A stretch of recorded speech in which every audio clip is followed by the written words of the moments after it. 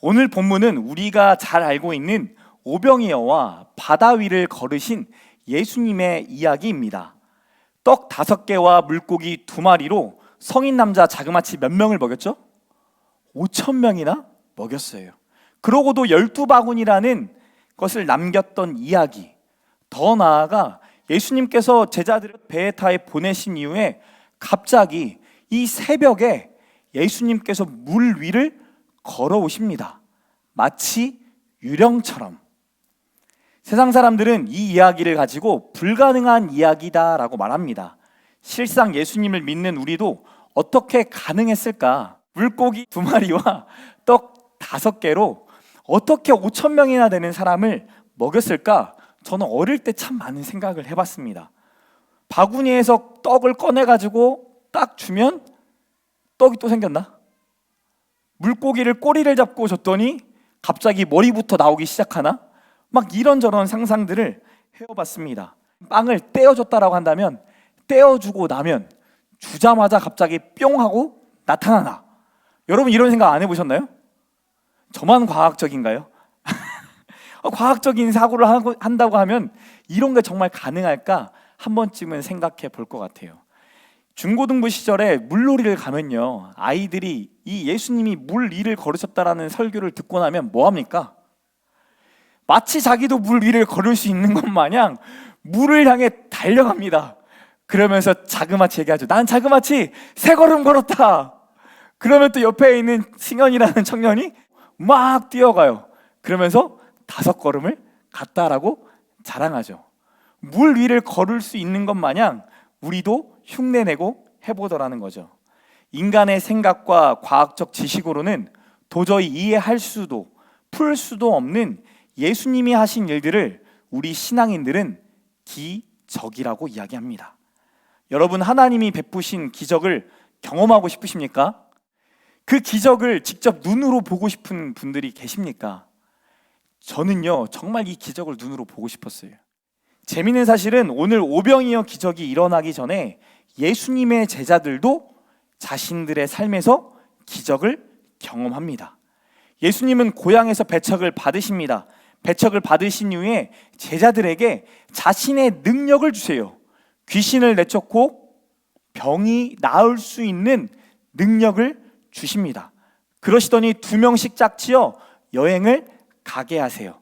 마치 여러분이 2명씩 3명씩 자리에 앉은 것처럼요. 그 여행의 결과에 대해서 마가복음 6장 12절 13절에 이렇게 말씀합니다. 제자들이 나가서 회개하라 전파하고 많은 귀신을 쫓아내며 많은 병자에게 기름을 발라 고치더라. 예수님이 하셨던 놀라운 일들을 제자들이 대신하고 있습니다. 귀신들이 하나, 둘, 셋 떠나갑니다.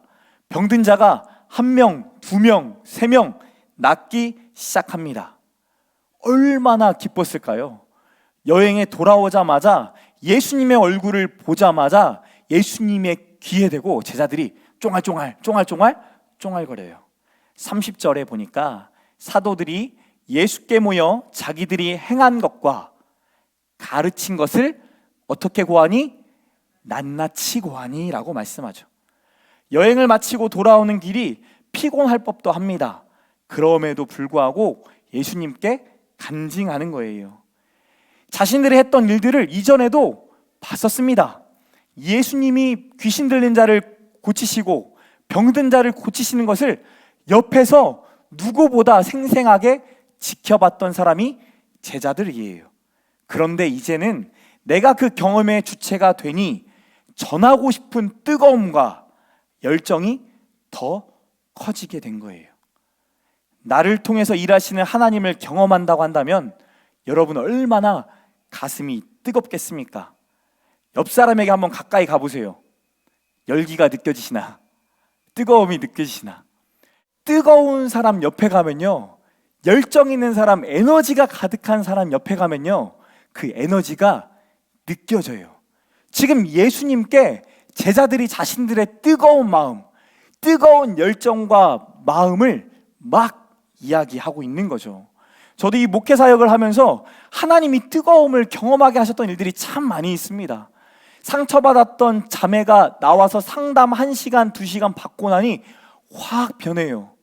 이혼을 결심하고 왔던 지체가 갑자기 와가지고 함께 마음을 나누고 나니까 가정을 다시 세우겠노라고 결단을 해요.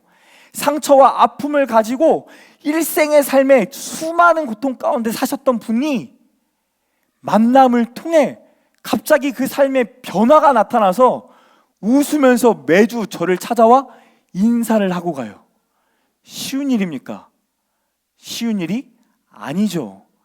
저를 통해 하나님의 놀라운 일들을 경험하기 시작하니까 어떻게 되겠어요? 막 뜨거운 거예요. 성도들을 더 많이 만나고 싶은 거예요. 청년들을, 중고등부 아이들을 더 만나서 이 뜨거움의 마음이 조금이나마 흘러갔으면 하는 마음이 제 안에도 있더라고요. 이렇게 만약에 자녀가 변화된다면 그 자녀에게 여러분은 어떻게 말하시겠습니까? 오구 내 새끼, 하나님이 너 참 사랑하시네, 너 참 귀하게 여기시네, 잘했네, 잘했어 라고 반응하지 않으시겠어요? 그런데 오늘 본문에 보니까 예수님은 제자들의 뜨거움을 아시고 어떤 반응을 보이세요? 이르시되 너희는 따로 한적한 곳에 가서 잠깐 쉬어라 라고 말씀해요.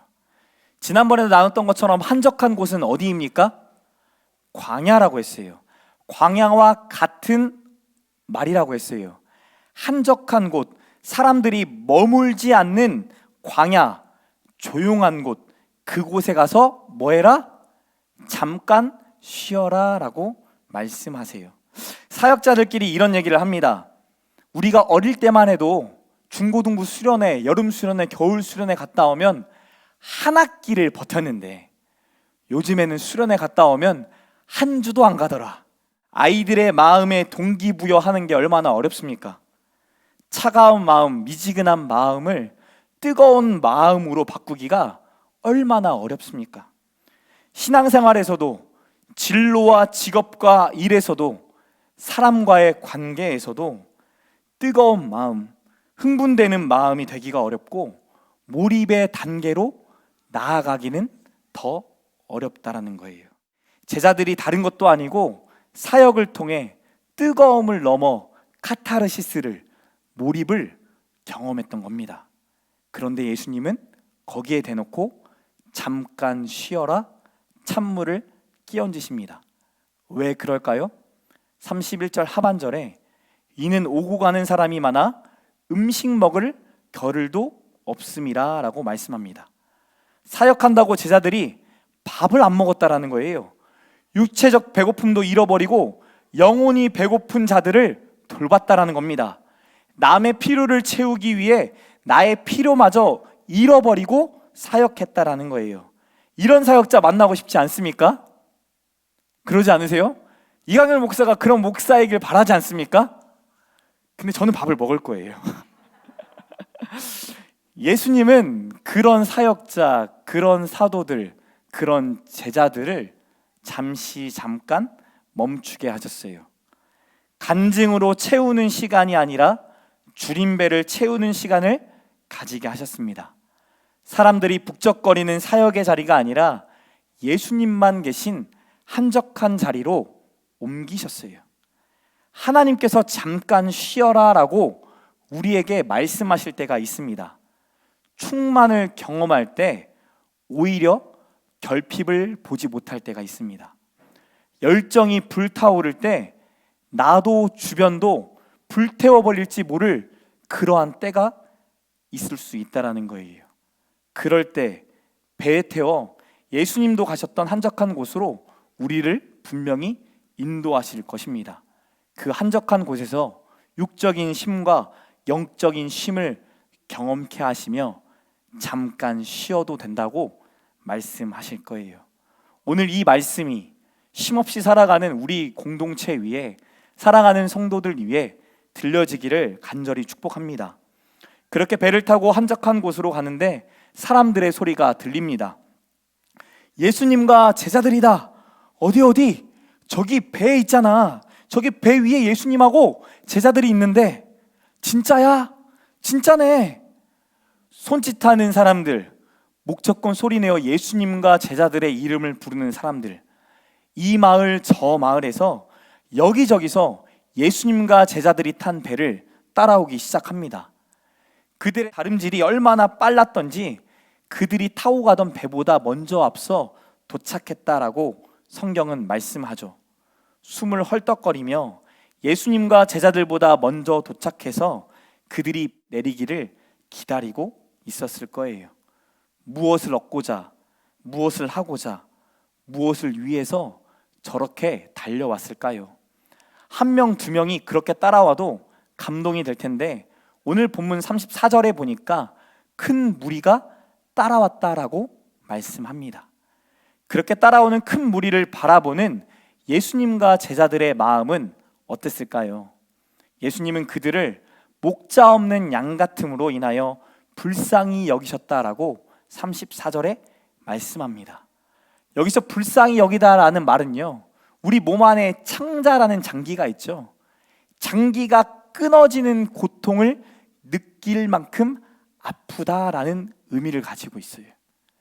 예수님이 단순히 자신들을 따라오는, 자신들이 좋아서 소리 지르고 손을 드는 그들을 보고 좋아하셨던 것이 아니라 목자 없는 양처럼 방황하는, 자신들의 문제 앞에 어떠한 해답도 푸른 초장도 갈 수 없는 그러한 사람들을 보시고 마음 아파하셨다라는 거예요. 자신의 창자와 그들의 창자가 연결된 것 마냥 그들의 고통이 자신의 고통으로 느껴지셨다라는 거예요. 여러분은 어떤 마음으로 이 예배의 자리에 나오셨습니까? 나로서는 도저히 해결할 수 없는 인생의 문제, 어떤 문제를 해결받고 싶어서 이 자리에 나오셨습니까? 아니면 마음의 위로라도 받기 위해 예배의 자리에 나오셨나요? 아니면 어쩔 수 없이 가정의 평화를 위해, 자리를 지키기 위해 이 자리에 나오셨습니까? 어떤 이유에서 나오셨던 간에 배에서 무리를 바라보셨던 예수님처럼 오늘 예수님이 저와 여러분을 바라보시는 줄 믿으시기 바랍니다. 세상은 우리를 여러 가지 잣대로, 여러 가지 기준으로 바라보고 판단하죠. 하지만 예수님은 그저 그들의 다름질을 보고 자신의 창자가 끊어질 것 같은 불쌍히 여기는 마음으로 우리를 바라본다 말씀하세요. 그럼 우리도 뭐 해야 될까요? 우리를 바라보시는 예수님 앞에, 하나님 앞에 나아가야겠죠. 우리를 불쌍히 여기신 예수님은 날이 저물도록 그들에게 하나님 나라에 대해 말씀을 전하십니다. 그렇게 시간을 보내다 보니 날이 저물어 가요. 날이 저물어 가니까 제자들이 예수님께 나와 제안을 합니다. 35절, 36절 말씀, 제자들이 예수님께 나와서 제안하는 부분은요, 이 마가복음에 지금 처음 등장합니다. 제자들이 무리의 피로와 문제를 보기 시작했다라는 거예요. 지난 여행을 통해서 무리를 보는 마음이 달라졌을까요? 아니면 자신들이 너무 배고파서 예수님 말 너무 많이 하시네, 그만 좀 하시죠, 빨리 밥 먹읍시다 라고 말하는 걸까요? 날이 저물어가는 시간과 빈들이라는 장소를 고려할 때 무리를 보내자라는 제자들의 제안은 상당히 합리적입니다. 제가 예수님이었다라고 한다면 제자들의 제안에 자식들 이제 좀 센스가 생겼네, 좀 이제 뭘 알았지, 잘하고 있네, 우리가 이제 손발을 잘 맞췄구나, 앞으로도 잘해보자 라고 말했을 것 같아요. 그런데 제자들의 요구에 예수님은 오히려 너희들이 먹을 것을 주라 라고 명령합니다. 마치 예수님이 먹을 것을 제자들에게 맡겨둔 것 마냥, 제자들이 먹을 것을 전부 다 줄 수 있는 것 마냥 말씀하세요. 이에 제자들이 따지면서 이렇게 말을 하죠. 우리가 가서 200데나리온이나 되는 떡을 사다 먹이겠습니까? 한 데나리온은 노동자 하루의 품삯입니다. 200데나리온은 몇 명의 품삯이에요? 200명의 품삯. 한 사람에게는 200일어치의 품삯이에요. 오늘날 하루의 일당을 10만 원으로 계산하면 저녁 한 끼 먹는데 필요한 돈이 자그마치 2천만 원이라는 돈이 필요한 겁니다.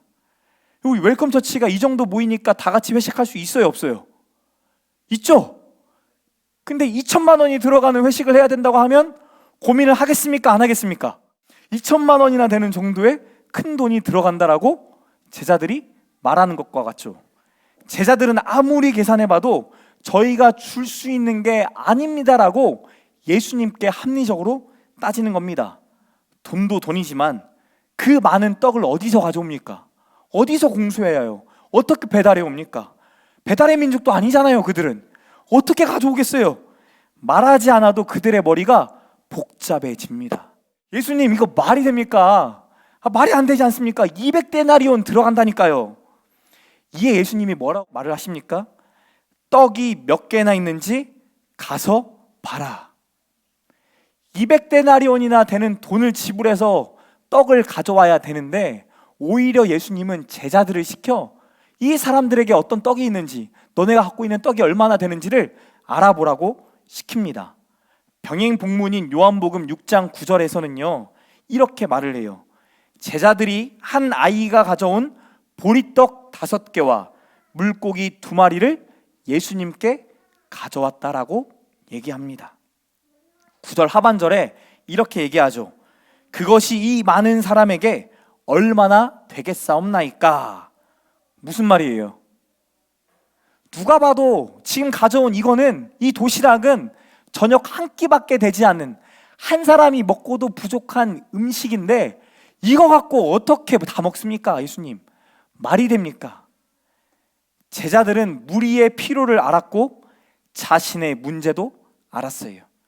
그리고 그 필요와 문제를 해결할 가장 합리적인 계산도 했습니다.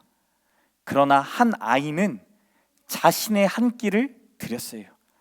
작은 것이지만 자신의 것을 예수님께 내어드렸어요. 예수님은 이름도 모르는 한 아이의 한 끼 식사로, 얼마 안 되는 한 끼 식사로 10,000명이 넘는 무리가 먹고도 남을 그 한 끼 식사의 기적을 베푸셨어요. 제자들처럼 필요와 문제를 말하는 사람들은 많이 있습니다. 계산만 하는 사람들이 참 많이 있습니다. 그리고 그 계산에 갇혀서 해결책조차 얻지 못하는 자들이 많이 있습니다. 여러분, 계산에 갇히면요 기적이 닫힙니다. 이성에 갇히면요 영성이 닫혀요. 지성에 갇히면 지혜가 닫힙니다. 하나님의 나라는 작은 자들의 기적으로 세워지는 나라입니다. 이름 없는 한 아이와 같은 자들을 통해 세워지는 나라가 하나님의 나라다라는 거예요.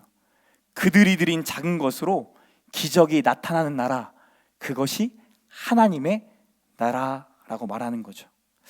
저희 아버지가 살아생전에 항상 이런 얘기 하셨어요. 성도들이 내는 헌금을 귀하게 여겨야 된다.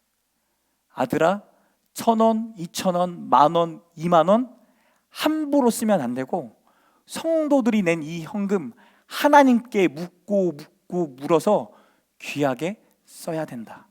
그러나 하나님이 마음 주시면 아무리 큰 돈이라 할지라도 믿음으로 내어드릴 때 하나님이 하시는 놀라운 일들을 경험하게 될 거야.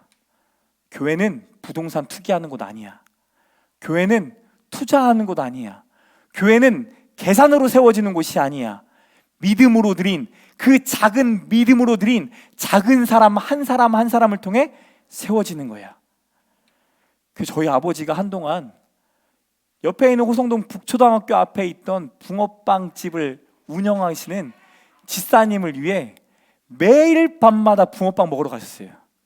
안 그래도 몸이 배가 이렇게 나와서 풍성해 보이시는 분이 매일 밤, 제가 고등학생 때, 대학생 때 한국에 오면 항상 그 자리를 데리고 가세요. 가셔서 뭐 하세요? 붕어빵, 오뎅 막 먹이세요. 뭐 하게 하려고? 성도들 음식 팔아주려고. 초청교 회식은요 교인 성도의 식당이 아니면 갈 수가 없어요. 그게 룰이에요. 성도들이 얼마나 수고하고 애쓰는지 우리 성도들도 같이 그 수고에 동참해야 한다. 그들의 산업이 날마다 채워져서 하나님께 드리는 기쁨이 날마다 채워지는 기쁨을 누리며 살아가야 된다. 앞으로 식당 하실 분 계십니까? 빨리 하세요. 전교인이 매주 갈 겁니다. 날마다 채워주시는 그 은혜가 있기를 소망해요. 특별히 5월 한 달을 맞아 어떻게 가정이 교회가 되고 교회가 교회다워질까 고민하게 하셨어요. 아버지의 일들을 겪으면서 많은 고민이 들게 하셨어요. 그리고 난 다음에 하나님이 이 마음 주시는 거예요. 코로나 중에도, 이 어려움 중에도 너네 교회를 세워주지 않았냐? 작은 마음들이 모여 도추총교회가 생겨나지 않았냐? 이 와중에도 믿음의 씨를 가지고 세상의 교회를 세우는 목사님들, 하나님의 사람들이 있다. 그들을 돕고 섬기고 세우는 일에 우리 교회가 쓰임받았으면 좋겠다라는 마음을 하나님이 주시는 거예요. 개척교회와 미자립교회 한 곳을 지정해서 섬기려고 합니다. 총 5개 교회입니다. 여러분 나가실 때 한번 보시고 나눔원금 봉투를 가져가셔서 매주 하셔도 되고 한 달에 한 번 하셔도 되고 안 하셔도 됩니다. 근데 뭐 하셔야 돼요? 기도해 주셔야 돼요. 그 교회들 중에 새 교회가 올해 생겨났고요. 5월 5일에 한 교회가 생겨납니다. 얼마나 하나님 기쁘시겠어요. 그 교회를 통해 죽어가는 영혼, 목마른 영혼, 목자 잃은 양처럼 막 헐떡거리며 다가오는 그 자들을 예수님이 만날 수 있다고 한다면 하나님 얼마나 기뻐하시겠습니까? 6월 5일이 저희 교회 설립일입니다. 6월 5일 날 함께 예배 드릴 거예요. 함께 기뻐하며 예수님이 주신 기쁨의 떡을 같이 떼는 좋은 시간, 행복한 시간을 가질 거예요. 근데 그날 드려진 모든 헌금은 개척교회와 미자립교회에 흘려보낼 겁니다. 그리고 더 나아가 하반기에 전주에 있는 한 미자립교회를 제가 섬길 거예요. 그 교회가 이전을 하려고 준비 중에 있어요. 어디로 해야 될지 뭐를 해야 될지 몰라요. 그렇기 때문에 그 목사님과 매달 만나서 리서치하고 지역 찾아다니고 교회 세울 곳을 보고 인테리어 어떻게 해야 될지 사람들 다 찾아다니면서 6개월이라는 시간 동안 하나님 앞에 우리의 마음을 드릴 거예요. 그리고 1월 1일 목사님하고 얘기했어요. 1월 1일 목표로 해서 내년에 이전에서 예배 드립시다. 하나님이 기뻐하실 예배, 하나님이 기뻐하실 교회를 함께 세워가 봅시다. 그리고 매달 100만 원씩 2년 동안 저희 교회가 믿음으로 지원하겠습니다. 이 얘기를 한 청년과 나눴더니요, 한 청년, 팀장인 우리 청년 하나가 저에게 뭐라고 말한 줄 아세요? 목사님, 우리도 아직 미자립교회예요. 목사님, 아직도 우리 돈 안 채워지잖아요. 근데 무슨 남의 교회를 도와요? 목사님, 우리 거 먼저 채우고 남의 거 채우죠. 하나님의 나라는요, 작은 자의 마음, 작은 자의 마음으로 드려진 그 도시락 하나를 통해 5천 명이 먹게 되는 놀라운 기적을 경험케 하실 거예요. 저는 이 믿음으로 저와 여러분이 이 복된 일에 동참하시기를 축복합니다. 작은 것을 드릴 때 큰 것을 주셔도 하나님께 드려요.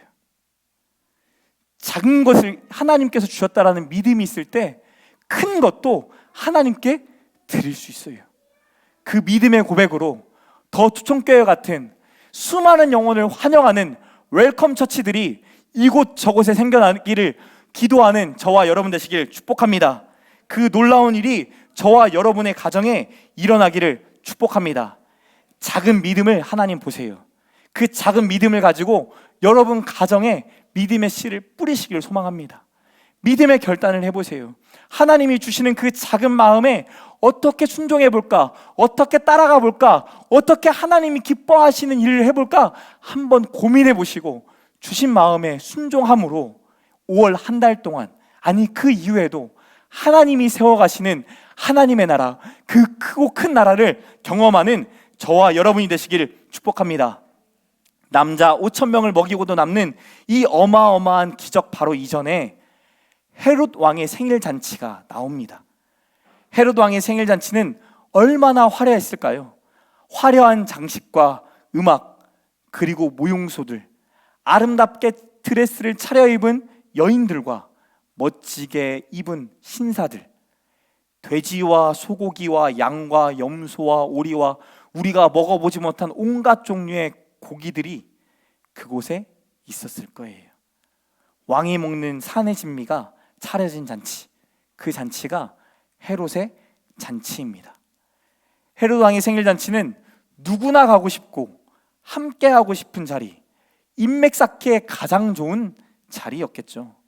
권력을 쫓던 사람들, 출세하고 싶은 사람들, 세상에 영향력을 미치고 싶은 사람들은 너무나 가고 싶은 자리가 헤롯의 생일 잔치가 아니었겠어요? 헤롯의 잔치는 특별한 초대장이 없이는 들어갈 수 없는 특별한 자리였겠죠. 반면에 예수님이 베푸신 오병이어의 잔치는 사실 따지고 보면 예수님을 따라다니기만 했다면, 예수님의 배를 따라가기만 했다면 누릴 수 있는 저녁 한 끼 식사의 기적이었어요. 평범한 가정 식사 한 끼인 보리떡과 물고기밖에 없는, 어찌 보면 초라한 잔치가 오병이어의 잔치예요. 이왕 기적으로 음식을 주실 거면 간절하게 달려오는, 불쌍히 여기는 저들을 위해 예수님이 어떻게 주셔야 돼요? 랍스타도 주고, 대게도 주고, 소고기 특수 부위도 좀 주고, 육사시미도 주셔야 되는 거 아니겠습니까? 에피타이저부터 후식까지, 디저트까지 쫙 주셔야 되는 거 아니에요? 수많은 잔치에 여러분, 이 잔치가 기억 남을 만한 음식들을 먹고 싶고 그 음식으로 인해 기쁨을 누리고 싶잖아요. 근데 예수님이 고작 주신 것은 저녁 한 끼 식사였다라는 거예요. 여러분이라고 한다면, 여러분이 선택할 수 있다고 한다면 헤롯 왕의 잔치에 가시겠습니까? 아니면 예수님이 계신 그 한적한 곳 빈들에 가시겠습니까? 저는 부끄럽지만 헤롯 왕의 잔치를 좋아했던 사람입니다. 헤롯 왕의 잔치가 너무나 그립고 그 잔치에 한 번이라도 가고 싶어서 유학을 보내달라고 했고, 유학 갈 때 하나님께 이렇게 기도했어요. 하나님, 저를 사용해 주세요. 저를 쓰임받게 해주세요. 제가 가서 열심히 공부하겠습니다. 가서 한번 꽈탑도 해보겠습니다. 그럴 테니 하나님 제가 성공케 해주셔서 하나님께 영광 돌리게 해주세요. 그리고 웬만하면 레드칼라의 스포츠카도 좀 주시고 웬만하면 친구들 집에 가보니 테니스장도 있고 수영장도 있던데, 차가 돌아서 나오던데 저에게도 그런 집 좀 주시고, 이왕이면 제 생일도 친구들이 하는 힐튼 호텔에서 하게 해주세요. 그러면 하나님 기뻐 받으시지 않겠습니까? 그런 마음으로 유학 갔거든요. 그런 마음으로 살아왔거든요. 그런 마음을 내려놓고 하나님의 길을 걸어간다고 했는데, 목회의 길을 걸어간다고 했는데, 여전히 저는 화려한 산의 진미가 있는 곳, 잔치자리를 부러워하고 갈망하는 목사의 모습을 가지고 살아가더라고요. 하나님이 잠깐 쉬어라, 잠깐 멈춰라 말하지 않으셨으면 소소한 오병이어의 기적이 나를 위한 가장 큰 기적이라는 것을 깨달을 수 없었을 거예요. 잔치에 빠져 끝없는 만족을 찾아, 성취를 찾아 중독된 삶을 살아갔겠죠. 하나님을 위해서라고 말하면서도 정작 하나님 없이 살아가는 하루하루의 삶을 살아갔을 거예요.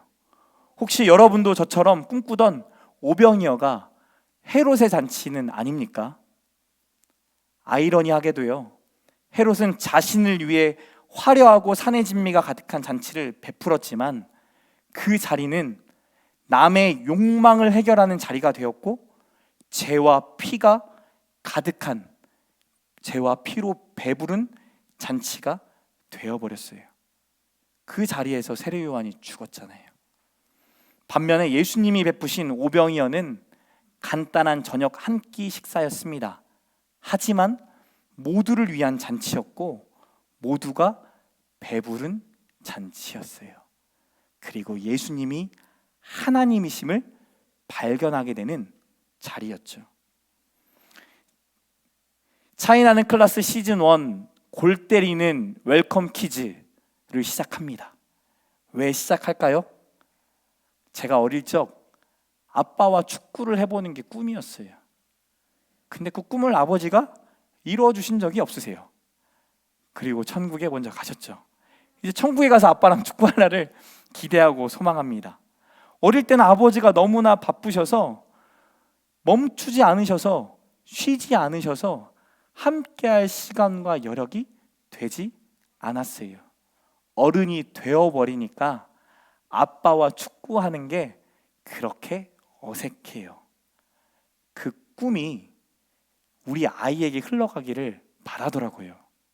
아빠와 보내는 소소한 일상, 엄마와 보내는 소소한 일상, 가족과 보내는 소소한 밥상.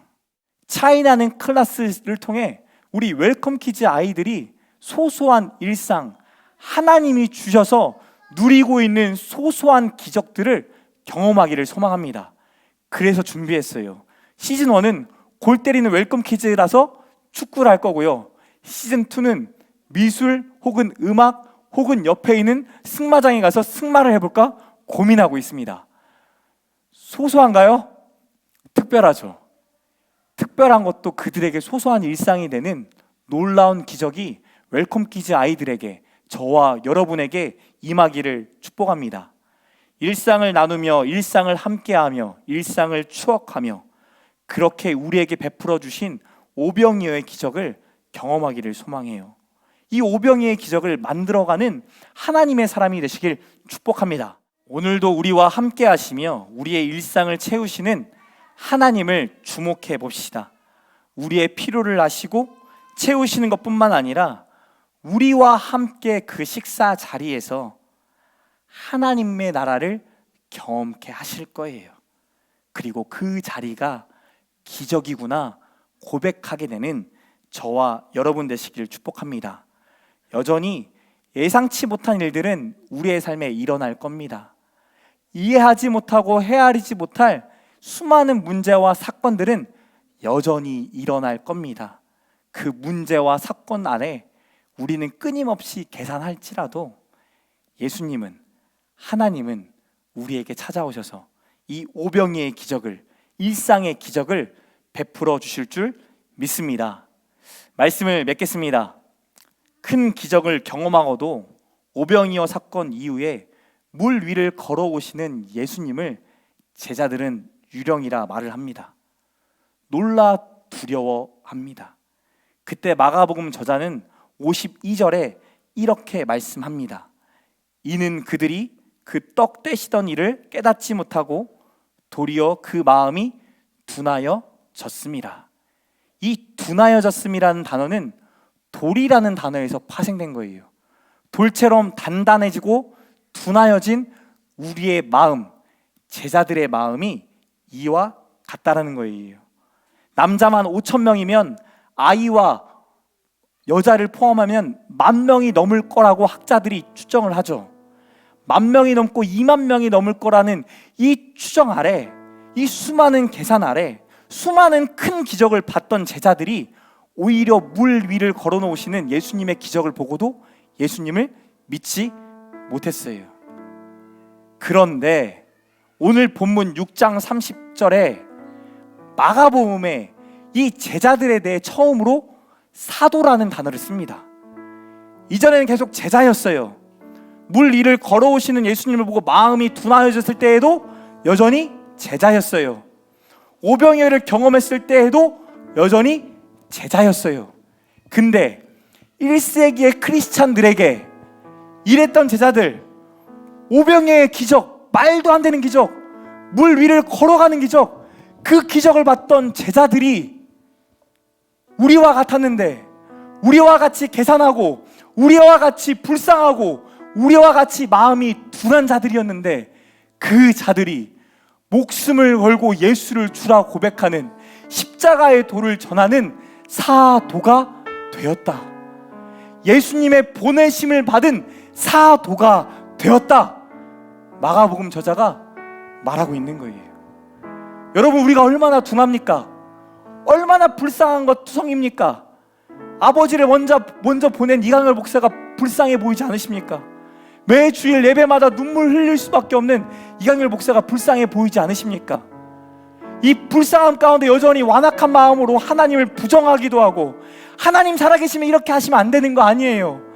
나의 계획보다 하나님의 계획의 크심을 입술로는 고백하면서도 믿지 못하는 제자와 같은 자, 일상의 소소한 기적을 나에게 주심에도 불구하고 일상의 기적이 아니라 하나님, 나에게 헤롯 왕의 장치가 필요합니다.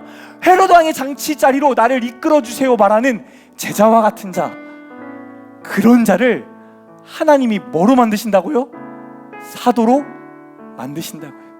사도로 세워가신다고요. 믿으십니까?